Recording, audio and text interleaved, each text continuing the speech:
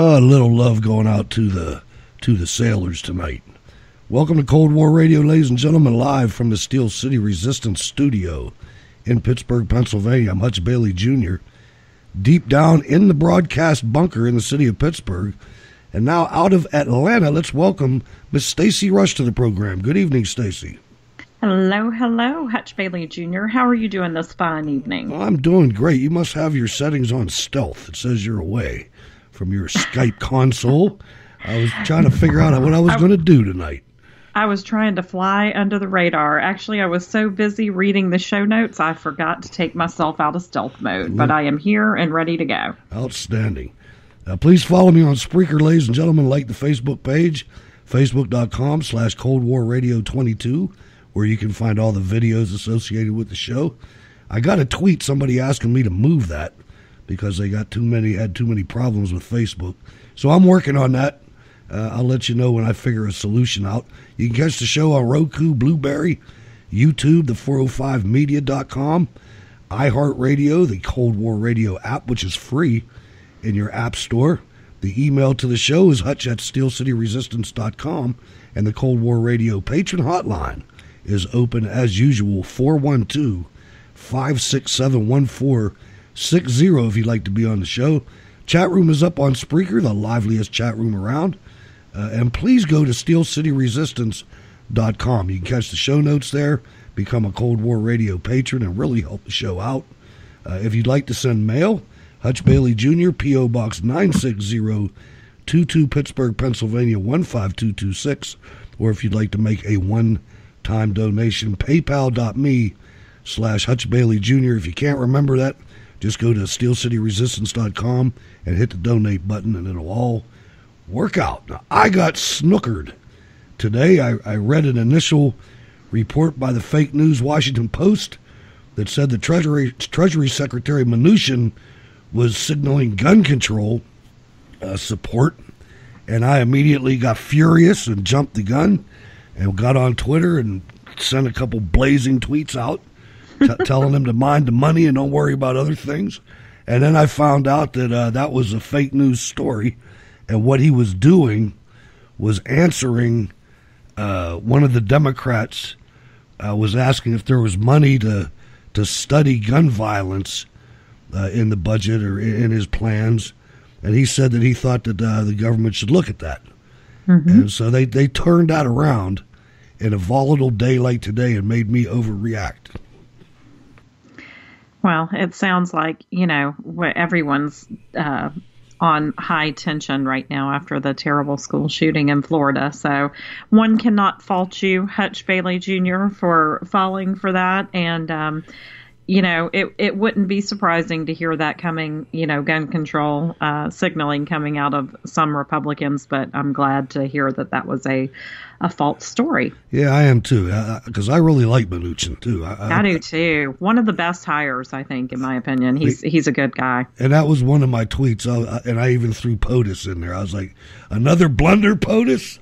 And then threw that out there. I'm like, son of a gun. But hey, what are you going to do, man? I mean, these times, I almost didn't want to come on tonight. Yeah. Do you know, Hutch, it's funny you say that. I felt the same way. I almost reached out to you and said, you know what, not tonight.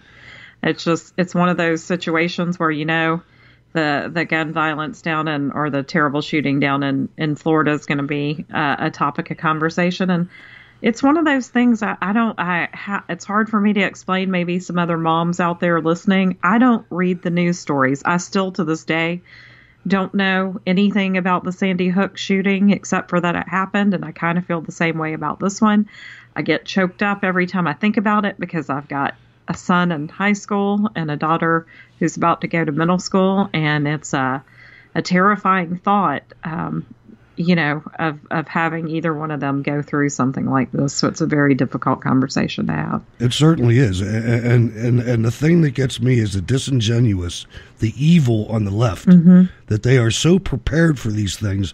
Half the time you got to wonder, are they orchestrating some of this stuff? Because it's like an all hands on deck. It's like everything was prepared for 2 weeks before that, initial flag went out. And all of a sudden, like you look on the Clinton administration news at ABC with George Stephanopoulos, he had the whole crew assembled and they were out there. But I decided to come on. I didn't want to come on last night either because of this. I didn't want to talk about this. These conversations get so convoluted and make me so upset. Mm-hmm. And it's probably not for the reason you guys are thinking, but I decided that I think what I'm going to try to do, we got to try to solve this. Yeah. And when I say that, I don't mean the killing. You're not going to solve the killing.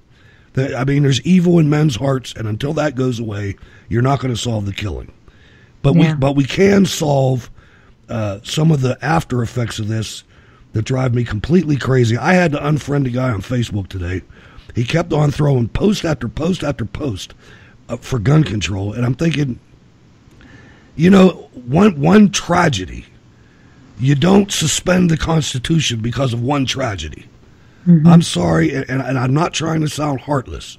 I'm really not. But if we wanted to solve this, we could solve this immediately. We could solve this by going on defense. Going on defense is the way that they won the Super Bowl. Mm-hmm. We have to protect these schools, and they're not doing anything about that. It's only gun control and confiscation. I think what we need to do is there needs to be a federal law. A federal law needs to be enacted that schools must teach the Constitution to our children. They must teach it within the first 8 years and every year after that, because we have got some constitutionally illiterate people in this country, too many for it to survive. If we could have these politicians coming out and saying the things that they're saying and having, pulling little kids' heartstrings, that this is all because of guns, we're not going to survive as a country. Well, and I agree with you on that. And I think we've talked about that, the brainwashing of our children through the education system for decades now. And you're right. If we don't change that, we're not going to survive as a republic. And, it's such a difficult conversation to have because people's emotions are so heightened about this. And it's very frustrating because, I'm like you. I feel like the answer is let's protect the schools. I'm sure there are plenty of off-duty police officers and off-duty or retired military personnel who would gladly serve at schools and make sure that they're protected. If anything, it would certainly serve as a deterrent for some crazed kids to come in and try and shoot up a school if they knew that there was some sort of proactive defense that would be monitored. But the other thing that I want to throw out there real quick, Hutch, on this whole situation is the reaction of some children who were filming this and posting it on social media. I mean, there are so many topics out there to discuss with this, and that's what's so hard about it is no one wants to have a really honest conversation. There are some on the 2A right who don't want to hear anything about anything as far as gun control is concerned, and there are people on the left that don't want to hear anything about protecting our schools. And what we're missing kind of in the middle is part of the issue is that we're not looking at is how does a kid get to a point where he doesn't value life at all, that could pick up a gun and go into a school and kill other children. And I think a lot of that too has to do with the fact that, when I heard about, and again, I only heard a few stories, but one of the ones I heard was a video that was released through Snapchat, I think it was, of a kid who was filming it. I talked to my son on the way to practice this morning. I dropped him off at football practice, and I said, Tyler, if anything like that happens, don't film it. Protect yourself, protect others, get out of the school, take down the shooter if you can take it, but don't film it for God's sakes. I mean, what is going on with our children that's one of the first things that they do? Everybody wants to be a star. And so I guess the whole thing is that there's so much to talk about with this. We've had tons of guns in this country for decades. What's happened in the last 20 years that's causing all of this? Because it didn't happen before, Hutch. Well, two things happened. One, we forgot about God, and, exactly. and the second one, we forgot about Dad. And if you if you look at what happened with this guy, and I'm not condoning it, I just heard this, and wow, that had to be tough. I mean, he was adopted, and 10 years ago, he's 19, so when he was 9, his father died. His mother is 63, and he was starting to have, behavioral problems, and what's a 63-year-old woman going to do? And I'm not saying that that's, there was anything wrong in that family. That just happened, but that's, by the way, if you just called me, I wasn't paying as much of attention to the call board as I should have. Go ahead and call back. I didn't even see who it was, but yeah, I mean, there's some fundamental things that are happening here that I think are, and not to mention what you said, the advent of technological improvements that are coming just day after day. But I think that what I wanted to try to do is I wanted to focus on how phony these people in the media and in politics are. And, with that, let me just grab this. Let's see if he comes on the air. And it's coming, is it or isn't it? I don't know. It's gray. It doesn't seem to be hitting. That happens sometimes. But, I wonder if our country was a little bit more educated on these issues, if they would be able to do this. I want you to listen to a particularly sickening senator. His name is Chris Murphy. He's from Connecticut. And this is or maybe it's as it's going on or right after, but I want you to listen to this guy.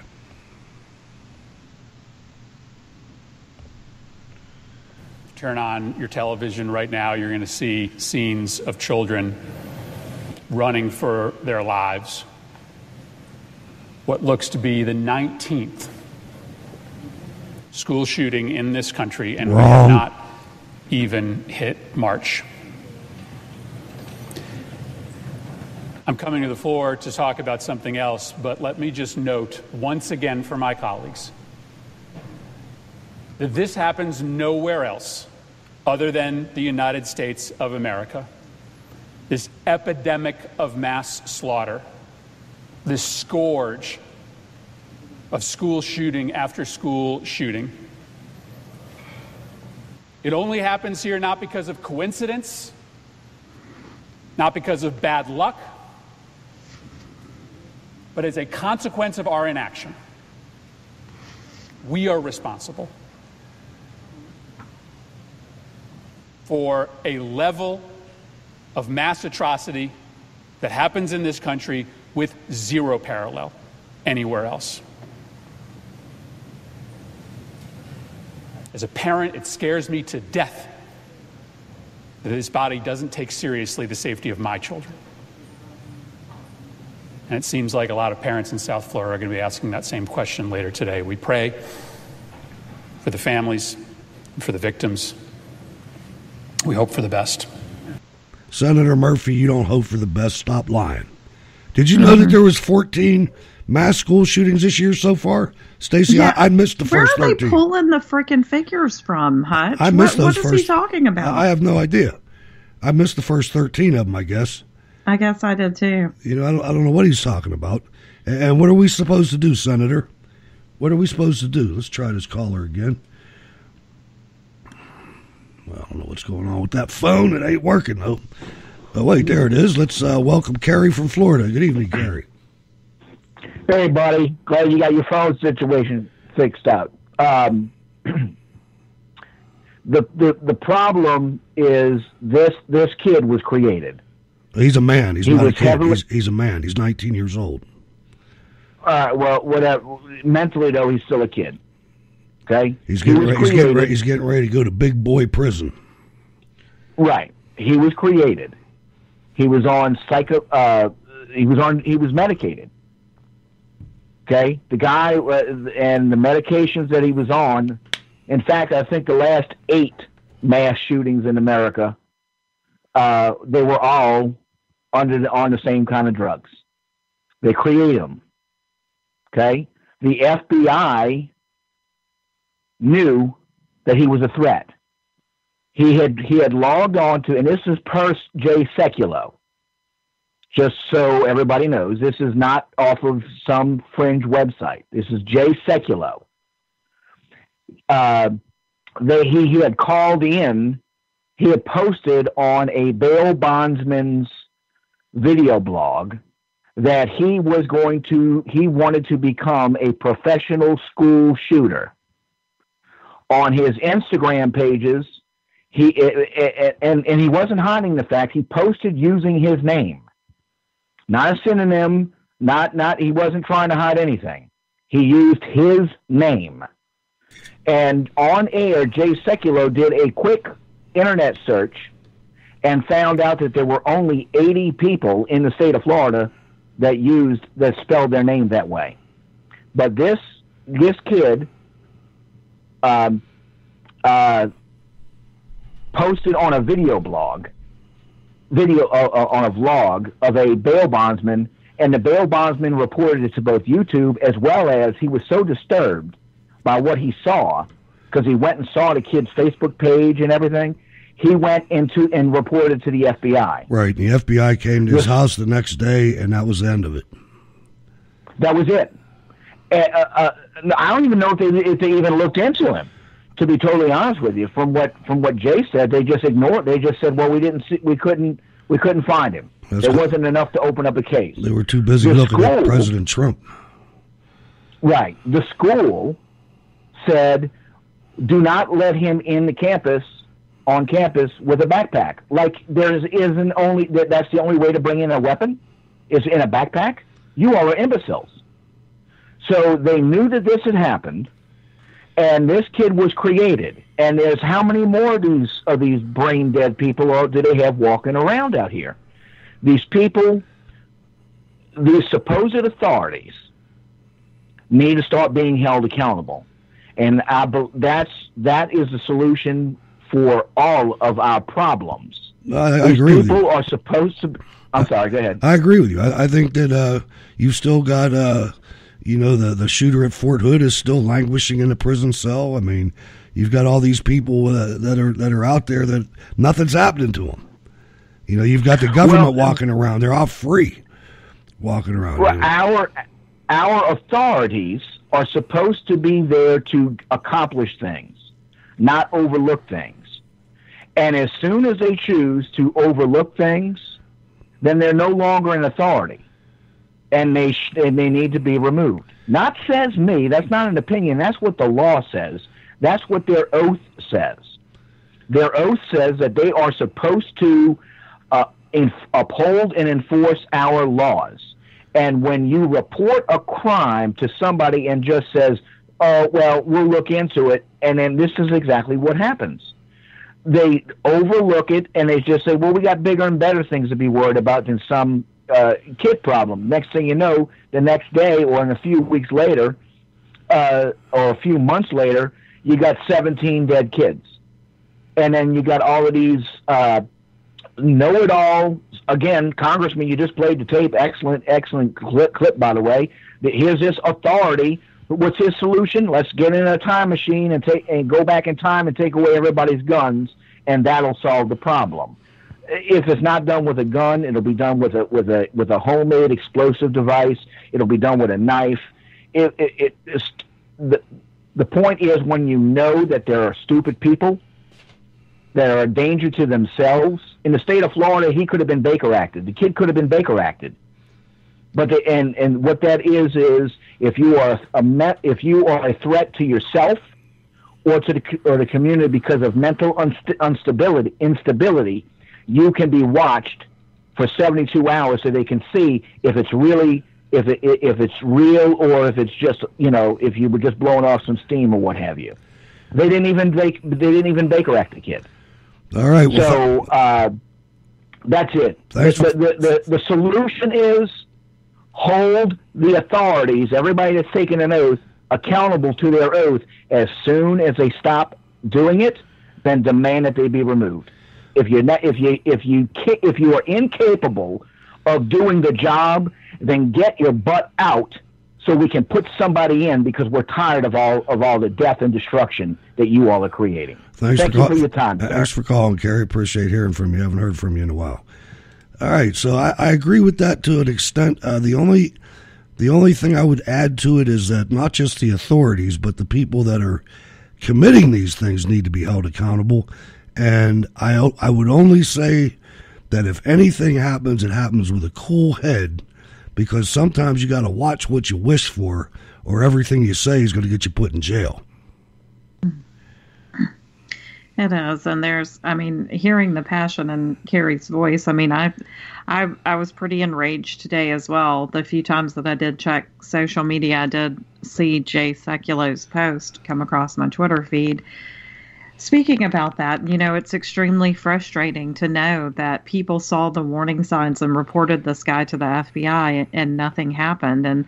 And so you sit here and you think about, you feel a little hopeless. And when I hear people like what you were wanting to focus on tonight, Hutch, is the disingenuineness of some of the people who are coming out and speaking about this, because the reality of the matter is that there's probably a law on the books right now that should have prevented, this kid from getting the gun or, utilizing the gun or what have you. And it didn't stop it.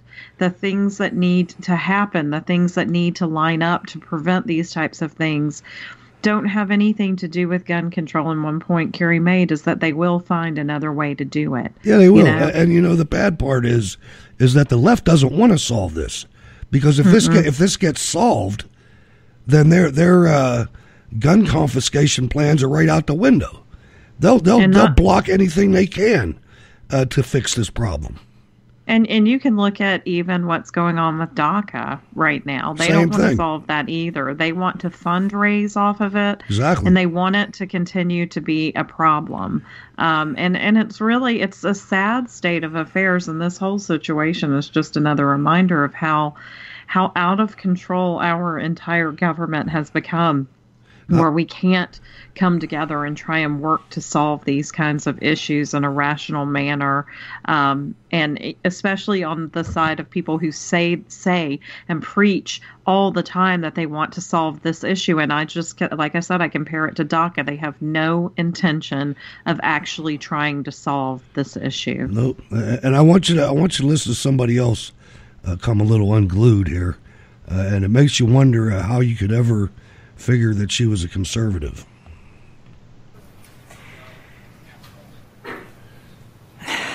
There have been at least 12 school shootings in America 12 so far shootings in 2018. Now. It's February 15th. We're averaging one just about every 3 or 4 days. How are we doing, America? Everyone okay with that? Apparently the answer is, in fact, yes, because we haven't done virtually anything to stop it. We haven't done virtually anything. We all know what is about to happen right now, don't we? We're going to say how sorry and shocked and sad we are, and then we're going to move on without doing anything. And then we'll express how sorry and shocked and sad we are at the next one, and the one after that. Does anyone really think that we are going to do anything after these mass murders? I don't. I don't believe that. I don't believe in a single one of these politicians. I don't believe any of them have the courage it takes to actually push through reform. Why? Because history. And let's face it, it's not all on them, because we, the people, are the ones who hire and fire these politicians. So if we don't get serious, neither will they. 5 years ago, I was live on the air and pregnant with my third child when 20 first graders were shot to death in school in Newtown, Connecticut. That was the one. That was the one where we all thought, now we will do something. Now we have to change. But we didn't. In fact, since Newtown, there have been nearly 300 school shootings in America, about one a week. If 20 dead first graders don't spur people to action, what will? Yes, there was an act signed into law by President Obama just about 15 months ago targeting mental health reforms. It pushes for early intervention for kids showing signs of mental illness. But guess what? It hasn't been funded by Congress. It's a beautiful piece of paper. I'm sure it's a great comfort to the folks in Florida today. We had a woman on this show just last week jumping up and down, a mother, trying to warn people that her own son is a potential danger. She's seen it. She said he's been killing animals, consuming dark and disturbing pornography, and no one will help her. She said their social worker dumped the family after learning how disturbed her son was. What could possibly go wrong? And then there is the truth that mental instability by itself is not a great predictor of a mass shooting. Most mentally ill people do not commit murder. So even if we fund the mental health reforms, how do we find the potentially deadly needles in these haystacks who are likely to blow? Now let's go where we wanted to go. We could start by paying attention to things like Facebook posts with ominous gun pictures, coupled with social alienation and other red flag warning signs. But then what? Then what? Are we really going to loosen the standards for involuntary commitment in this country? Even if we could pay for that, good luck convincing the ACLU that it's legal. And then there are the guns. Yeah, don't even think about it. Don't even think about it. No gun reforms are getting through. They're not. And most of the ones that will be proposed in the wake of this shooting will be utterly meaningless and wouldn't have even arguably prevented this killing. The NRA is too powerful. Our politicians are too weak, and the guns are too ubiquitous. Guess how many guns there are in America, do you know? Over 300 million. They say 6 to 10 million AR-15s, like the one reportedly used in Florida. So now we've seen it a million times. We're going to debate that gun. But any semi-automatic pistol can unleash carnage. There was no AR-15 at Virginia Tech, and that remains the worst school shooting in U.S. history. 32 dead. Nothing changed. Nothing. Can it? In the meantime, I and other parents have to send our kids to school and play Russian roulette with their lives. My children, like yours, have to practice hiding in the bathroom to avoid an active shooter. And don't even think about letting the teacher lead a prayer to get them through that moment, because the guns are perfectly legal, but the prayers are not. I wish I had the solution. One part of it is courage. To get honest, to give a damn, to maybe take that $25 billion for the border wall and, as my friend Geraldo Rivera suggested, redirect it toward this problem. How about showing any resolve at all? Any resolve at all to actually solve this problem? Wouldn't that be a start? Wow. I say suspend the Constitution, stop the wall, and geez, oh man, you guys heard Ken? What's going on, Ken? Wow, after that, I kind of lost my train of thought a little bit, but she was all over the place. Did you miss any of them 300 school shootings since Sandy Hook? Man, I mean, that's a lot of school shootings. Yeah, the only thing I can think of, Hutch, and I mentioned this, I don't know if you heard me, but if they're all in Chicago, where it's, gang violence right outside in the schoolyard, one-offs. I mean, I don't know where she's getting the figure from. Hey, Ken, sorry. Go ahead. Oh, no, go ahead, Stace. Okay, I listened to plenty of talk radio throughout the day, and one of my favorite quotes from one of the guys we listened to in the morning, Chris Plant, he said, the most insidious power that the media has is the power to ignore. So if this is a true fact that there have been these many shootings and they're not reporting it, well, that's on them. They must have turned out right. I don't know. But, I mean, okay, this whole gun debate and the crazy people, this all starts in the home. Mm-hmm. That's where it starts. You got to have a stable family, and father, mother. But with the way things are nowadays, usually both parents are working. Hey, you drop the kid off at daycare, blah blah blah. But you both go to work, go to school, or they go to school. You get home in the evening, and it's usually got to run them here, run them there. But if you don't have, sit down meals like we used to have, and discuss, what went on throughout the day, and that's how this stuff comes out. No, you're right. It was always, you always had to wait for your dad to come home, and that was some of the toughest time. If you screwed up, that was the longest time that there ever was. Yes, indeed. Yeah, you got your behind paddle. I had to correct myself. This is a PG show, right? That's right. You got your behind paddle at school. They called your parents. And no, hey, can I stay in some extra-school activity? Because and he delayed that going home, because going home was worse than being at school, because you knew you were going to get twice as bad, once your parents found out about it. And and we broke down the whole nuclear family to the point where it was either a single mom, single dad. Or, if there is, they always want to be the cool parent. So if I got you for the weekend, hey, we're going to go do this. And they've become more, the parents become more friends with their kids than an actual parent. And it was all done by design, and it's working, unfortunately, Ken. Our society is crumbling. I think, man, thank you for the call. Call back again anytime.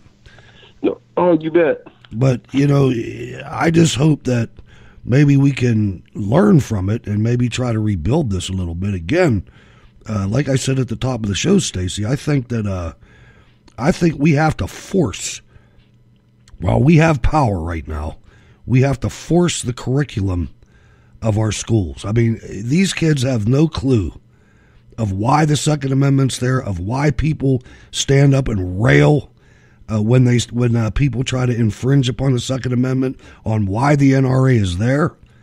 You listen to this leftist narrative, and it's people don't understand why. I mean, I listened to this senator from Florida, Nelson, talking about and as soon as he's getting ready to drop the gun control boom. So first, what he says, I'm a firm believer in the Second Amendment, and I take my son hunting all the time. But an AR-15 is not a hunting rifle. And I'm thinking the NRA doesn't have a damn thing to do with hunting either. I know, and people don't understand that, Hutch. And I will tell you, before the last, 6 years, I was in that camp too, where I was like, an AR-15 doesn't have anything to do with it, because I truly trusted my government. I did. I trusted them. I trusted that they would, that there were obviously going to be some corrupt people. There were corrupt people everywhere. But at the end of the day, the majority of them were going to do the right thing by we the people. And I do not feel that way anymore. And I agree with you, because I think, even like I said, even 6 years ago, I used to look at people who would bring up exactly what you're talking about and think that you were the biggest freaking kook that walked on the face of the planet. That you just had, you just were a conspiracy theorist, that, something could happen in our country where the government could try and force we the people to do things against our will, and that is the reason that we have the right to bear arms, because we should be able to protect ourselves against our government, and we should have the ability to purchase whatever type of weaponry that we choose. And there are always going to be issues. There are always going to be people who are evil, and infringing upon the Second Amendment is not the way to solve this. No, that's keeping me from being able to protect myself against him. I can guarantee you, up in heaven, there's a football coach up there that wishes like hell he would have had a 45 yesterday. Yeah, I know. I know. And I put one tweet up about this whole thing yesterday, and I could not believe the hatred and vile that got spewed my way and in my inbox from people, calling me everything from every name under the book, just simply for suggesting that maybe less of these would happen if we had people, armed to be able to protect our children. And a lot of teachers responded as well. I'm a gun owner and I wouldn't want the responsibility of carrying a gun in the school. And I thought, well, that's why they interview people for these jobs, because you don't have to do it. We can hire somebody who can do it. You could make 3 or 4 positions in that whole school, armed guards, armed teachers or whatever. And you know what? You know how much crime there is in a police station? None. Yeah, exactly. Let's listen to Bill Whittle. Hey everybody, I'm Bill Whittle, and this is The Firewall.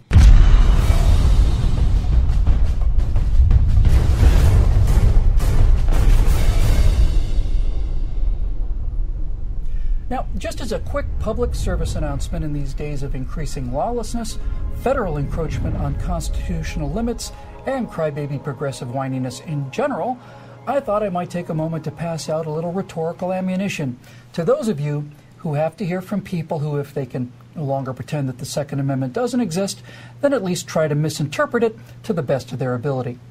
The Second Amendment to the Constitution of the United States reads, "A well-regulated militia being necessary to the security of a free state, the right of the people to keep and bear arms shall not be infringed." Now, progressives read this and say that only those people in a well-regulated militia have the right to keep and bear arms. Let's find out why this is utter nonsense, shall we? Now, over at the Constitution Society, author J. Neil Schulman conducted a remarkable exercise. He sent the text of the Second Amendment not to a lawyer, but to an expert on the English language. Roy Copperan taught journalism at USC for 17 years and served on the usage panel of the American Heritage Dictionary. Merriam-Webster's dictionary frequently cites him as an expert on American English usage. Now, I'm paraphrasing their remarkable exchange here, but basically, Schulman asked Copperan the following questions. 1. Can the sentence be interpreted to grant the right to keep and bear arms solely to a well-regulated militia? Copperan replied, the sentence does not restrict the right to keep and bear arms, nor does it state or imply possession of the right elsewhere or by others than the people. It simply makes a positive statement with respect to a right of the people. Well, Schulman then asked if the right to keep and bear arms was granted by the Constitution or whether the right pre-existed the Constitution. Copperan: the right is not granted by the amendment. Its existence is assumed. The thrust of the sentence is that the right shall be preserved inviolate for the sake of ensuring a militia. Schulman then asks the next question, namely, is the right of the people to keep and bear arms conditioned upon whether or not a well-regulated militia is in fact necessary to the security of a free state? And if that condition is not existing, is the statement, the right of the people to keep and bear arms shall not be infringed, now null and void? Copperan: no such condition is expressed or implied. The right to keep and bear arms is not said by the amendment to depend on the existence of a militia. The right to keep and bear arms is deemed unconditional by the entire sentence. Schulman concludes the exchange with an example even a progressive could understand. He sent Mr. Copperan a precisely grammatically identical sentence, which was, a well-schooled electorate being necessary to the security of a free state, the right of the people to keep and read books shall not be infringed. Does that mean, he asked, that only a well-schooled electorate, high school graduates let's say, are the only ones with the right to keep and read books? To which Mr. Copperan replied, there's nothing in your sentence that either indicates or implies the possibility of a restricted interpretation. So, what does the Second Amendment actually say, according to an expert on the American usage of the English language? Well, 1, a well-regulated militia is one of the nice things that an armed population can provide, but it's not the only thing, and it's not the reason to arm the people. 2, the right to keep and bear arms is reserved to the people, not to the militia. This makes sense when you think about it, because a militia is a group of citizens who bring their own weapons with them. That's why the amendment says that the people can not only bear arms, they can keep them at home where they live. And third, the right of the people to be armed is not even granted by the Second Amendment. That right is inherent in the people. And the Second Amendment says that the government cannot infringe upon that pre-existing right. Now, finally, you might hear progressives say, well, that was written back in the days of flintlock muskets. They never would have approved of such a thing in the days of automatic weapons. Why not? A flintlock musket was the deadliest weapon available at the time. Why didn't they limit their definition of arms to pointy sticks? No, the founders placed no limitations on the numbers of the weapons or on their lethality. And by the way, if the Second Amendment only applies to flintlock muskets, does that mean that your First Amendment freedom of speech only applies to what you write on parchment and quill and ink, or only as far as the sound of your voice can carry in a town square? Well, of course not. You know why? because that would be ridiculous. 412-567-1460. Stacey, I just felt it was time for a little refresher. Yeah, I think it very, very much and necessary, and I like that.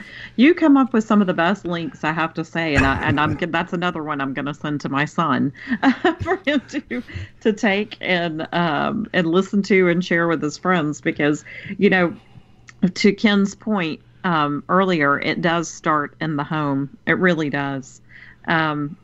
You really have to make sure as a parent that you're teaching your children your values, teaching them the Constitution, because as we know, it is not being taught in the schools. So I appreciate all the things you provide us here on Cold War Radio. Hey, worse than that, it is their mission to dislodge you from your parents' values. Yeah. I sat at my son's commencement, and the keynote speaker said that verbatim, got up there and said, now, it's okay if your values aren't necessarily the same as your parents. And I couldn't believe it. I'm looking at all these sheep in the audience, all these people. This was an expensive school my boy went to. Mm-hmm. And I'm thinking that the hundreds and hundreds of thousands, the millions of dollars in these bleachers that these people sent to this school, to have them say that just blew my mind. It absolutely, I had to get my son right afterwards and talk to him about it. Yeah, and have that conversation. But you know what, Hutch? I wonder how many people didn't have that conversation with their kids. Oh, probably most of them. Yeah, that's what I mean.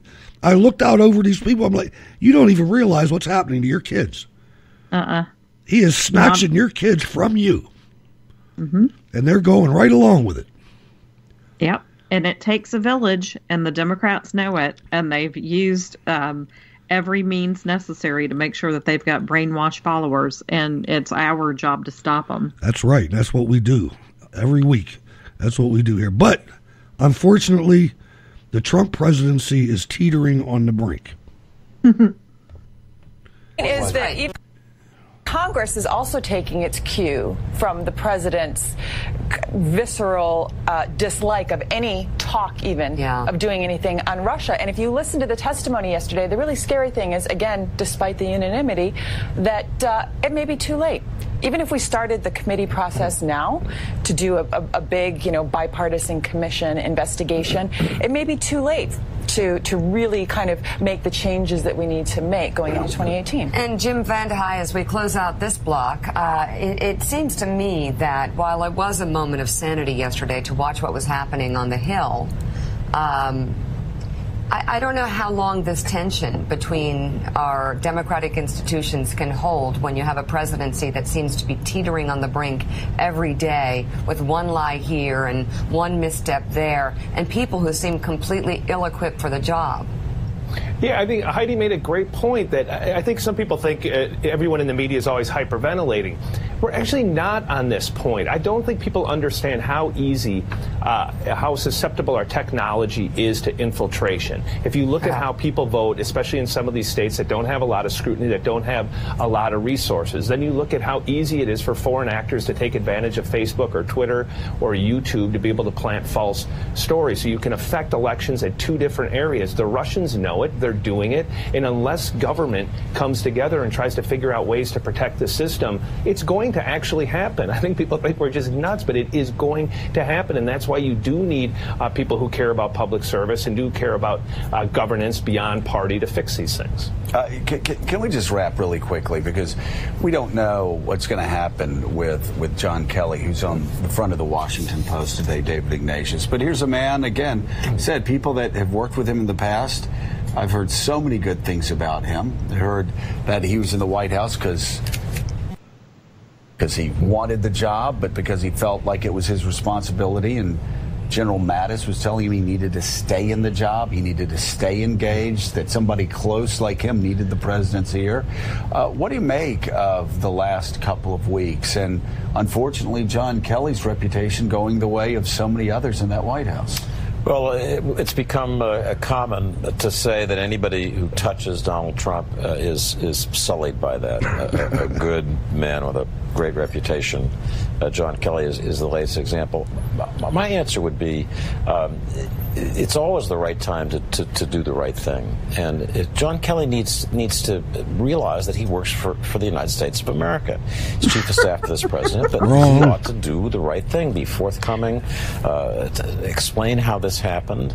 The president then has to make a decision. I want him to continue as my chief of staff or not. Nobody requires the president to keep somebody. But I think people have to remember in this period who they're working for. They're working for the American people. And Kelly is a perfect example of somebody who, he has a distinguished record. Well, remember what got you here. Yeah, we need that. Still ahead on Morning Joe, Democrats flip another seat we need that Donald Trump won in 2016. General Kelly, to have another scalp that we can hold over Donald Trump's head. Anybody who Donald Trump touches sullies. I mean, what a sickening individual. And we really need good people with good service backgrounds. But we'll go ahead and take you down, John Kelly, while we're at it. These people are disgusting. And remember who you work for. Remember who you work for. Obviously, they don't understand the definition of a chief of staff. If anybody works for the president, it's the chief of staff. And here's the other thing, too. I don't recall one person saying, I think Ben Rhodes should remember who he works for, right. The American people, as he's lying about the Iran deal to the press, trying to push this push it over the finish line. And they are so transparent. And honestly, they're probably don't like the fact that the school shooting happened in a way because it gets them off of the John Kelly, Trump has a wife beater in the White House narrative, because they were looking to take him down this week until that shooting happened. Yes, they were. Rocky, what's on your mind, sir? Hey, I'm just gassing up the chopper, and I had to call in and say, I haven't flirted with Lady Stacy in a while, so. Well, thank you, Rocky, for calling. I wanted to bring a little bit of levity. I don't have much to add to the conversation other than the fact that I love you guys, and I know this is a tough subject, and hey, I'm here for you. Well, let me ask you this, Rocky. Do you think that Kelly should resign or Trump should fire him? You're talking about a gold star father. I don't think he has anything to apologize for. I agree. Here. Wholeheartedly. Thanks, Rocky. Take the night off, man. I'm not heading to Baltimore tonight, so take the night off. Okay. Well, fine then. Well, we'll fast her up later. There you go. All right. Do some preventive. Do some PMCS on that Stacey. thing. Good night. Bye. I'm Rocky, ladies and gentlemen, my pilot that normally takes me over, but I'm working Mondays and Wednesdays these days, so I'm not heading over there tonight. I did not want this episode to turn in what it turned into, but it worked out pretty well. I had a whole lot of things that I was going to divert everybody's attention with, but I had to add those clips at the beginning, and they just drove the whole show because it is an important topic. And I don't mean it's important. It's a tragedy, no question about that. I don't want anybody to read this the wrong way, what I'm saying, but to me, the bigger story is all the people behind the scenes that are fake, that are used, that are exploiting this and do it every damn time. And that's the part that gets me mad. I mean, 13 school shootings since January. It's only February. Right. Where those didn't happen. And where is the reporting? Exactly. If that is true, why don't we know about it? Right. And I guarantee you, if it is true, Hutch, it is a school shooting in a Chicago, high school. where it was a one-off, where the news media couldn't give a crap if inner city black young men are killing one another, and that's why you're not hearing about it. So I, that's extremely. I couldn't when I listened to those clips before the show, Hutch, I was like, are they like making this stuff up? And did they pass a flyer amongst themselves that this was going to be the anti-gun narrative of the day? Yeah. That's what gets me, man. This is all planned. It's true, because they do. You go to every single news station, and this includes Fox News. Those 6 companies decide every single thing we're going to hear about. So yes, indeed they did. They decided what the narrative was going to be, and they all share the same one on every single station. So they do. And I would just like to know, I would like to see where these 13 shootings happened since January 1st of 2018. And you know what it's going to be. It's going to be guy had a BB gun, and had it at lunchtime, and then another one, a cap gun went off, or, it's all fake, and it drives me nuts. It drives me absolutely crazy. And the thing that gets me even more is how many people in government are ready to suspend the Constitution. Mm-hmm. I mean, half of them. They are. Every single city that's run by Democrats, which is most of them. Mm-hmm. These people, we have got to get back to teaching how this country came about and why the Constitution was written. And not only that, we need to start teaching our children what happens to populations when the government confiscates their guns. Because it happened in Canada, it happened in Australia, it happened in China, it happened in Germany. It's happened all over the world. Mm-hmm. And death and destruction has come shortly thereafter. In some worse than others. And I agree with you, and I think that is an extremely important part. But I also, as a mom, we had our TV and our internet was out for 2 days this week. And so my children and I had to sit down and chit chat and catch up and hang out together without any entertainment. It was the best time of my life. I think they would probably argue it was maybe not the best time of their lives, although we still ended up having a good time. And, there was such a difference in the interaction with no electronics involved. And our children have been brought up on this, and I will say it until I'm blue in the face. It dehumanizes even their closest of friends, because they don't interact with one another the way you and I did growing up. And it makes a huge difference, as does missing out on the Father in the home and missing out in our Father altogether, in our Lord. People have really steered away from Christianity, from their faith, from a family life, and then you add on top of it all of the instant gratification, all of the social media, and the lack of interacting between one another. And I think that those are two sides to the same coin that have to be dealt with in order for this issue to truly be solved. And I hope that there will be some people who will actually try and drive home both sides of that coin. I can't really add to that, Stacey. Well said. Final comments, and we're out of here. Thank you guys so much. I really appreciate the opportunity. Hutch, I have to tell you, I came very close to just calling you tonight and saying I can't do it. And I'm so blessed that I did. And I appreciate you, and I appreciate your audience. And I appreciate you uplifting me tonight, because I was really down in the dumps about this whole thing. And tonight really helped me a lot. And so I just want to say thank you to you, and thank you to your audience. And you guys can most easily reach me at Discovering Me 40 on Twitter. And I am The Right Rush on Gab. And I hope everyone has a blessed week. Stacey, right back at you. I almost called you too. And everything that you said, I'm saying right back to you. Thanks, everybody, for listening live. And those of you listening on the podcast, get over and check out the Wayne Dupree Show next. He's got Kaya Jones coming on there with Kat Hernandez. I'm Hutch Bailey Jr. on Facebook. Berg's Eye View on Twitter. Catch you on Monday. God bless.